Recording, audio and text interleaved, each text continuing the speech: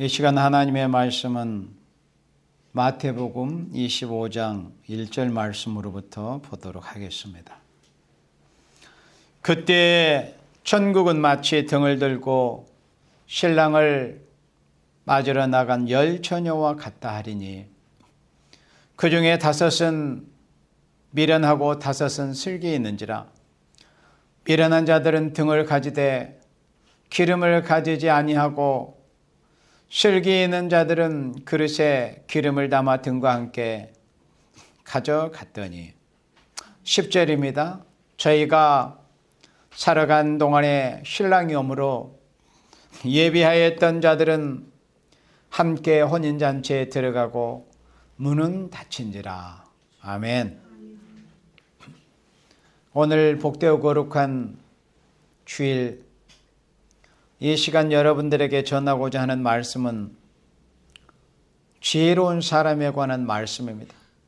곧 이 시대의 지혜로운 사람, 이 시대의 지혜로운 사람은 어떤 사람인가 하는 제목의 말씀으로 말씀을 전하고자 합니다.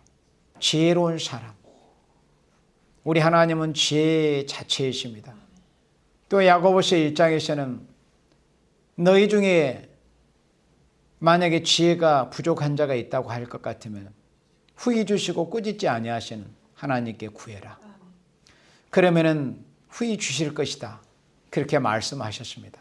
그리고 이사야 11장 말씀에서는 이 인간 종말의 마지막 하나님의 역사, 예수님 재림하셔서 이 땅에 세계 통일의 역사가 이루어지는 그 역사에 쓰임받는 그 변화 성도들이 인간 종말의 마지막 받아야 될 그 성령의 완전 역사를 말씀하실 때 가장 먼저 지혜를 말씀하셨습니다. 지혜와 총명의 신을 말씀하셨습니다. 그래서 우리는 무엇보다도 지혜로운 사람이 되어야 합니다. 지혜. 그런데 우리 예수님께서 예수님이 신랑으로 다시 오실 때를 이렇게 비유로 말씀하셨습니다. 마태복음 25장은 비유입니다. 그때 천국은 마치 등을 들고 신랑을 맞으러 나간 10처녀와 같다 하리니 그랬습니다. 그러니까 천국이 꼭 이렇다는 것이 아니라 이런 것 같다. 이렇게 천국을 비유하시는데 예수님 이 땅에 오셔서 이루실 지상천국, 천년왕국, 지상천국, 예수님 재림하셔서 이 땅에 1000년 동안 이루어지는 지상천국이 이루어질 때 어떠한 생명들이 예수님을 신랑으로 영접할 것인가를 마태복음 25장에서 이렇게 말씀하실 때 슬기 있는 자가 신랑을 맞이할 것을 말씀했습니다. 그래서 여기 마태복음 25장 4절에서 슬기 있는 자들은 그릇에 기름을 담아 그리고 무엇과 함께 가져갔어요? 등과 함께 가져갔더니 그랬습니다. 기름 그릇에 기름을 담았습니다. 그리고 기름만 가져간 것이 아니라 등을 가져갔습니다. 그릇에 기름을 담아 등과 함께 가져갔더니 이런 모습을 갖춘 사람을 이 인간 종말의 지혜로운 사람이라고 하는 겁니다. 오늘날 흔히 하는 말로 머리 좋은 사람, IQ 높은 사람, 또 EQ 높은 사람, 이렇게 사람들의 어떤 평가에서 저 사람은 아주 뛰어나다, 머리가 좋다, 명석하다, 이런 사람들이 많이 있지만 그것은 사람들에게서 보여주는 모습이고 모든 것을 바로 정확하게 판단하시는 판단자이시며 재판장이신 하나님께서 인생을 보실 때 누가 과연 지혜로운 사람이냐?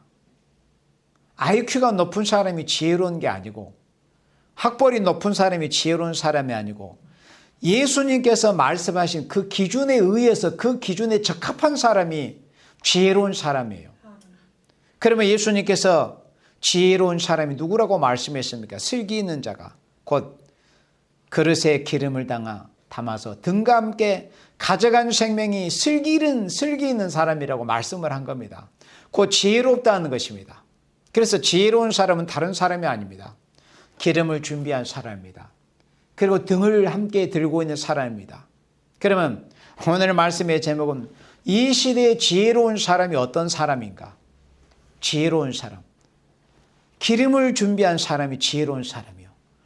등을 함께 든 사람이 지혜로운 사람이라고 그랬습니다. 그래서 기름에 대해서는 우리 기독교인들이 너무나 잘 알고 있습니다. 요한일서 2장 27절 말씀에 기름 부음이 너에게 모든 것을 알게 해주신다고 했습니다. 그리고 기름 부음을 받은 사람은 어떤 인간에게 배울 것이 없다고 했습니다. 모든 것을 기름 부음이 알려주실 것입니다. 그것은 무슨 말씀이냐면 성령께서 알게 해주신다는 거예요. 예를 들어서 얘가 이렇게 말씀은 대언은 하고 있지만 말씀을 전하기는 하지만 듣는 여러분들이 하나님의 말씀을 바로 깨달을 수 있는 것은 성령의 기름 부음이 임하셔가지고 성령께서 말씀을 들을 때 깨닫게 주셔야만이 바로 깨닫고 바로 믿어지고 바로 알게 되는 거예요.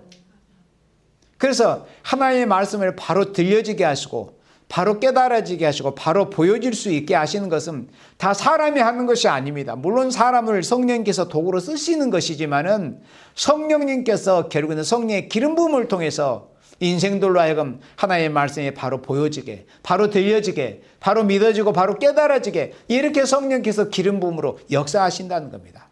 그래서 기름을 준비했다는 의미는 그 성령의 역사를 받았다는 거예요. 성령의 역사를 받았다는 의미는 무슨 의미냐면은 기도했다는 겁니다. 기름을 준비했다는 것은 성령의 역사를 충만히 받았다는 의미예요. 기름과 등을 준비했다는 것은. 그래서 기름 그 자체가 기도는 아닙니다. 기름 자체가 기도가 아니고 기름 자체는 성령의 역사예요.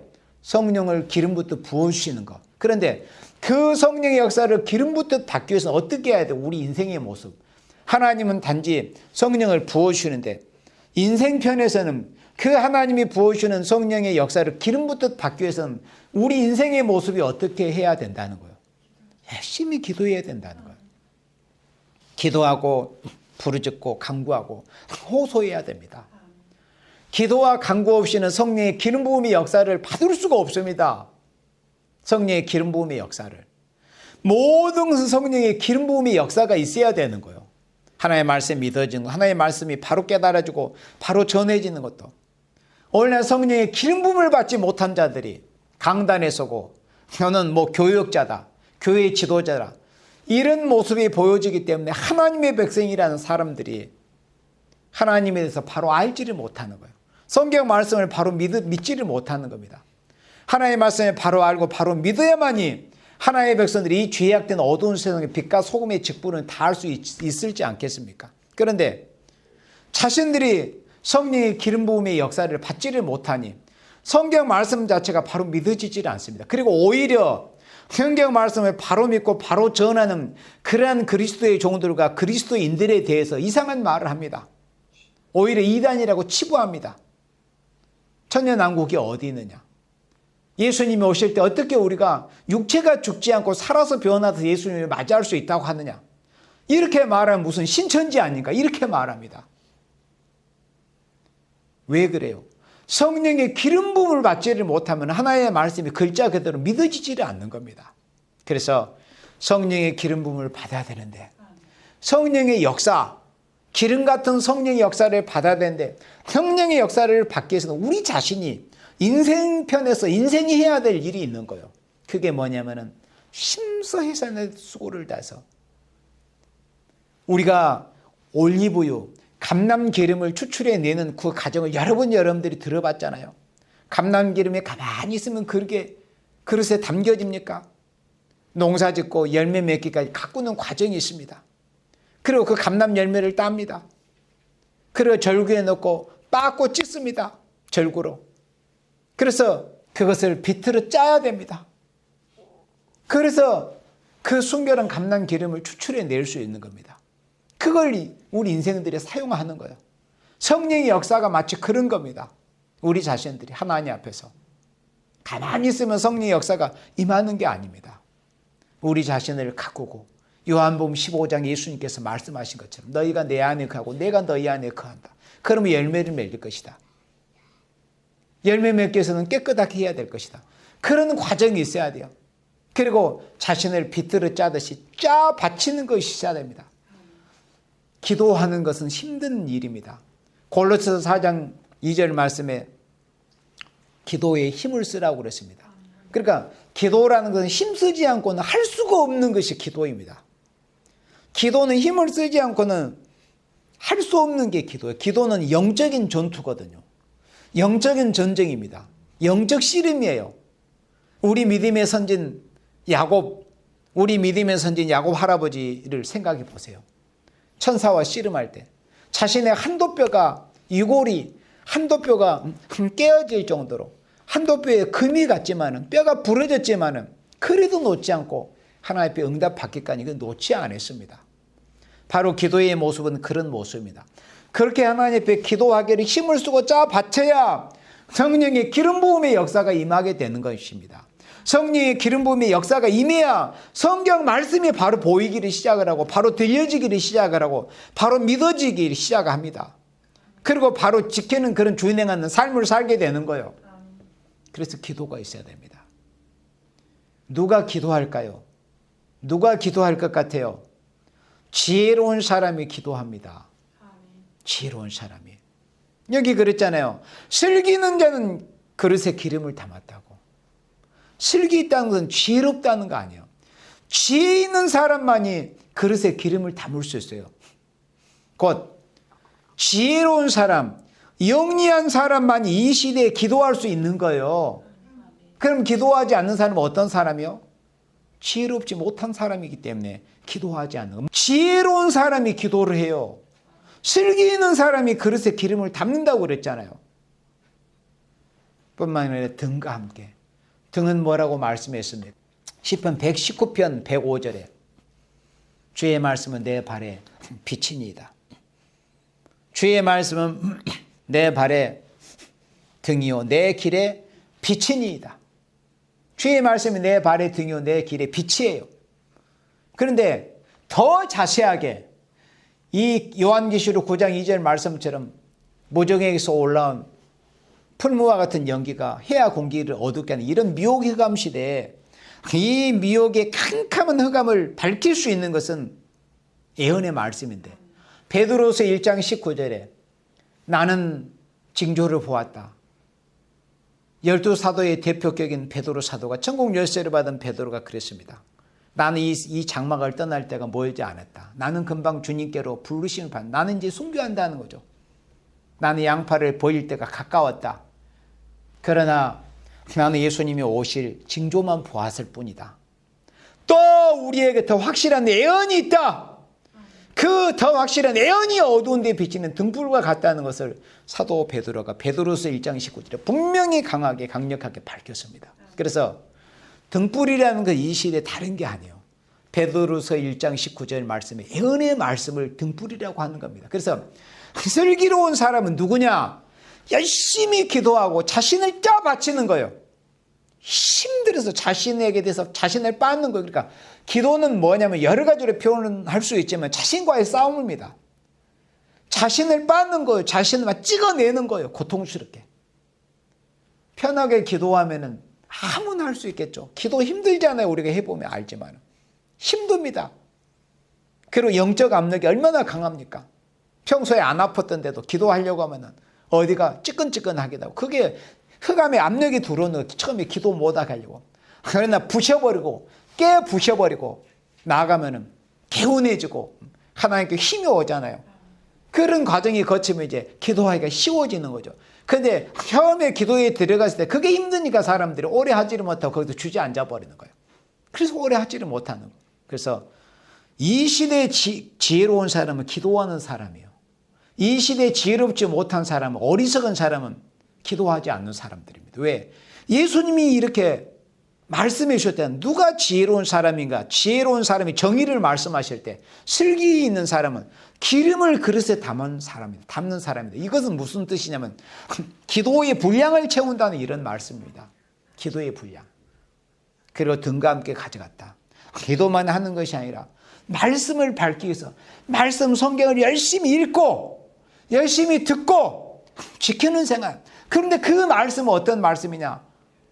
어두운 데에 비치는 등불과 같은 말씀이다. 어두운 데에 비치는 등불 같은 말씀이 무슨 말씀이냐? 더 확실한 예언이다. 베드로는 예수님이 재림하실 징조만 보았다. 변화산에서. 그러나 이제 이후에 사도들을 통해서 예언의 말씀을 이제 증거하게 하는 그런 때가 있을 것이다. 그래서 그 말씀대로 사도 요한을 통해서 예수님께서 요한계시록의 말씀을 밤모섬에서 보여준 겁니다. 예언의 말씀. 그런데 그 예언의 말씀 요한계시록은 옛날 옛시대 선지자들이 다 환상을 보고 계시를 봐서 기록해 놓고 이미 처음에 한번 전했었던 그 말씀을 모아놓은 것이 요한계시록이라고 말씀했습니다. 그래서 이 시대의 지혜로운 사람은 기름 가득을 준비하는 사람이다. 열심히 기도가 강구해서 성령의 은사로서의 기름 부음을 받은 종들이 하나님 앞에 축도를 충성과 진실을 다해서 변화성도 예수님 다시 오실 때 살아서 들림받아서 공중에서 신랑으로 오실 예수님 영접할 만한 그런 기도의 분량을 채우고 말씀의 분량을 채우는 그런 종들에게 요엘서 2장 29절 말씀처럼 또 내 신을 남종 여종들에게 부어주시는 이런 역사가 있을 것을 말씀을 했습니다. 그래서 이 시대에 우리가 기도하는 것은 우리는 이미 은사로 부으시는 성령의 기름 부음은 다 우리가 받았습니다. 그러니까 예수님이 믿어지는 거예요. 고린도전서 12장 3절에 뭐라고 말씀했습니까? 성령으로 아니하고는 예수님을 주라고 시인할 수가 없다고 그랬습니다. 그래서 우리 예수님이 믿어진다는 것은 성령의 기름 부음을 다 받았다는 의미예요. 그런데 우리가 왜 다시 또 기도하고 간구 부르짖어야 됩니까? 다시 한번 또 한 번 부어주실 늦은 비의 성령의 역사. 요엘 2장 28절의 성령의 역사는 우리가 이미 받았고 또 인간 종말 예수님 재림하실 때 다시 한번 부어주실 추수기를 앞두고 부으실 늦은 비의 성령의 역사, 남종 여종들에게 부으시는 성령의 역사를 받기 위해서 우리가 힘써 부르짖어야 되는 거예요. 그럼 누가 부르짖을 수 있다고요? 슬기 있는 자만이 기도할 수 있는 거예요. 제발 우리 모두가 슬기 있는 자들이 돼야 됩니다. 이 시대 우리나라의 현실을 보면서도 기도하지 않는데 왜 그럴까요? 지혜롭지 못하기 때문에, 지혜가 없기 때문에 그래요. 지혜 있는 사람이 돼야 됩니다. 지혜로운 사람만이 앞으로 남을 수 있습니다. 그 다음에 이 시대의 지혜로운 사람은 어떤 사람인가? 첫 번째는 기름 가득을 준비한 사람이라고 했어요. 두 번째는 이 시대의 지혜로운 사람은 어떤 사람이냐? 연단 중에 정결케 되는 사람입니다. 우리 다니엘 성경 11장 35절 말씀을 다 같이 보도록 하겠습니다. 다니엘 11장 35절에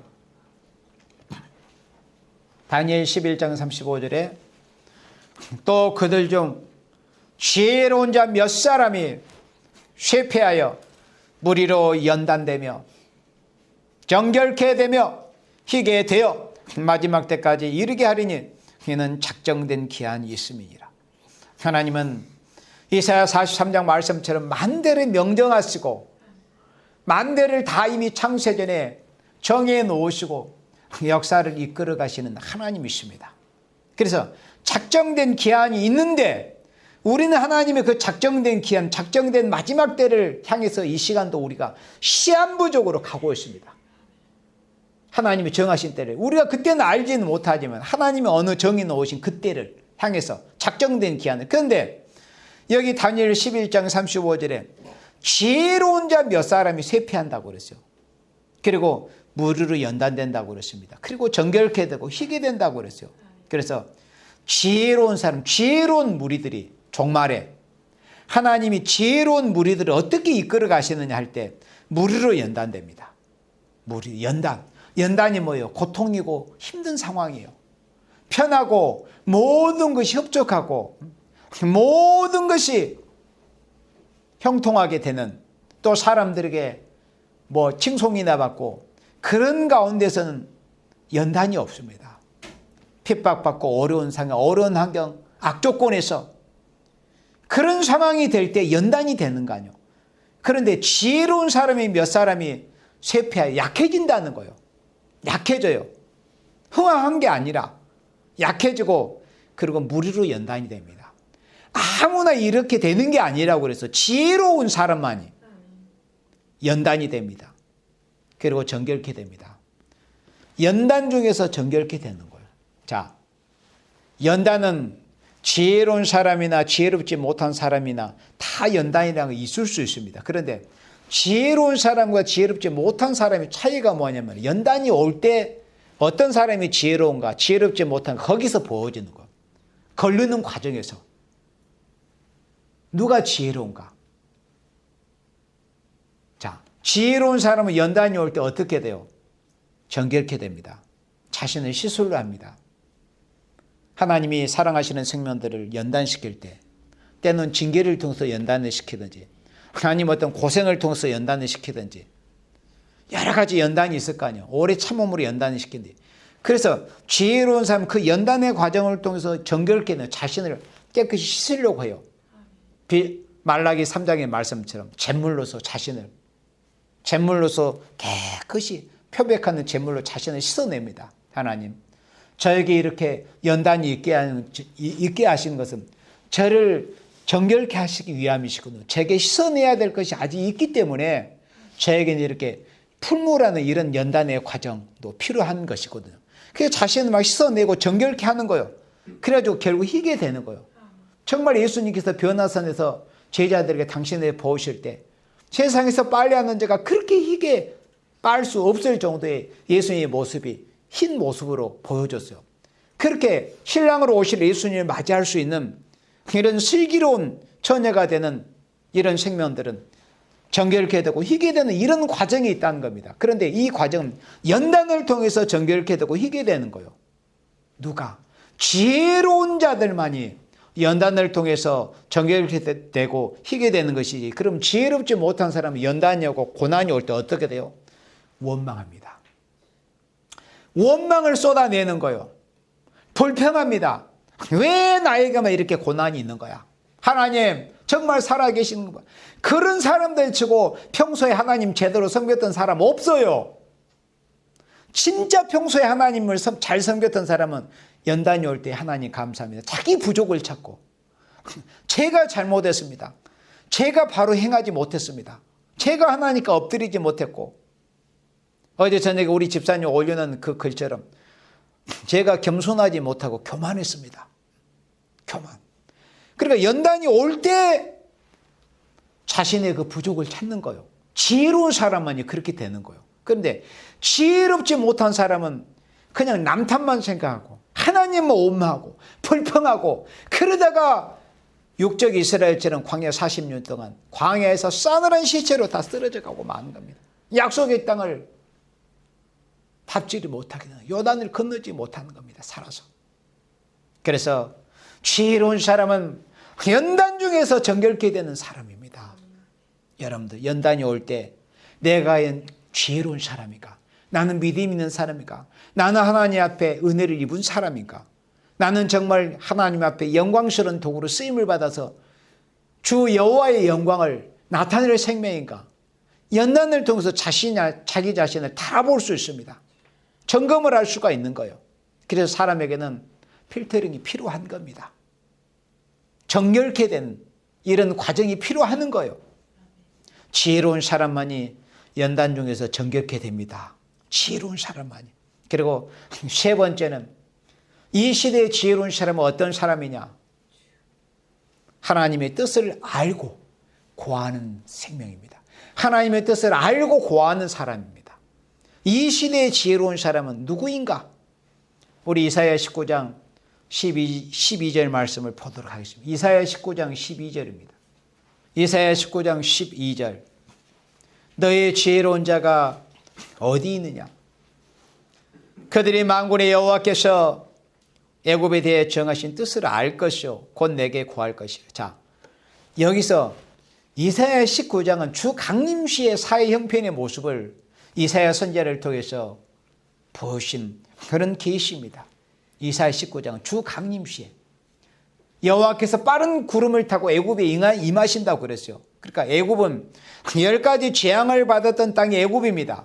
그래서 예수님이 구름을 타고 재림하시는 때 이 세상의 모습이 애굽처럼 재앙받을 세상이라는 거예요. 출애굽 때 모세 때는 하나님이 모세를 통해 10가지 재앙을 애굽에 내리셨지만 인간족 말에는 7 대접 재앙을 가득히 담은 그 7 대접 재앙을 가진 천사들을 통해서 7가지 재앙이 차례로 순차적으로 가해집니다. 그래서 그는 이 세상이 깨끗이 다 사라지고 맙니다. 이런 재앙받을 세상이라는 것입니다. 그런데 그 재앙받을 세상이 인간 종말에 어떻게 보호지느냐 하는 것을 보여준 말씀이 이사야 19장 말씀인데, 여기 이사야 19장 12절의 말씀은 이제 특히 지도자라 하는 자들, 방백이라고 하는 자들, 세상의 정치인, 지도자라고 하는 이런 자들이 얼마나 어리석다는 것을 말씀을 했어요. 너희 모사들은 참 어리석다, 우준하다. 바로의 모사들은 어떻게 그렇게 어리석은지. 이 나라에 지금 봐요. 우리나라의 청와대의 모습도 정복 세력들이 청와대를 장악하고 있어서 그 문재인 주변에 문재인을 보필한다고 하는 이런 사람들 보세요. 지금 얼마나 비리들이 막 터져 나오고 있지 않습니까? 그 모사들이 어리석은 거예요. 어리석어. 지혜롭지 못하고 결국에는 다 밝혀지고 세상의 비밀이 어디 있습니까? 그리고 정말 자기의 주권을 잘 모신다고 하면 바로 행하는 것이 자기의 주권을 잘 모시는 거지, 잘못된 방법으로, 거짓된 방법으로, 그게 다 어리석어서 그런 겁니다. 어리석어서. 바로의 모사들이 가장 어리석다고 그랬어요. 그러나 우리는 하나님 앞에 지혜로운 생명들은 여기 이사야 19장 12절에 이 시대에 어떻게 해야 될 것인가. 오늘날의 저 청와대의 모습은 가장 어리석은 자들이 우글거리는 곳입니다. 그러나 우리 하나님의 백성들은 어떤 생명들이 되냐? 지혜로운 생명들이 되어야 된다. 너의 지혜로운 자가 어디 있느냐?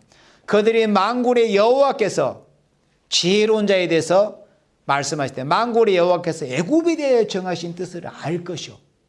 이 애굽은 3500년 전에 10가지 재앙을 받은 그 애굽을 말씀한 게 아니요. 그런 일이 있고 난 후에 대략 한 800년 후에 이 이사야 성경에 기록된 말씀입니다.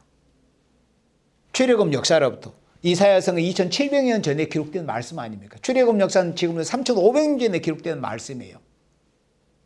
그러니까는 이미 그때 당시에 출애굽 역사가 지난 후에 약속의 땅 가나안에 들어와서 이스라엘 백성이 부패할 때 기록된 경고가 이사야 성경 아닙니까?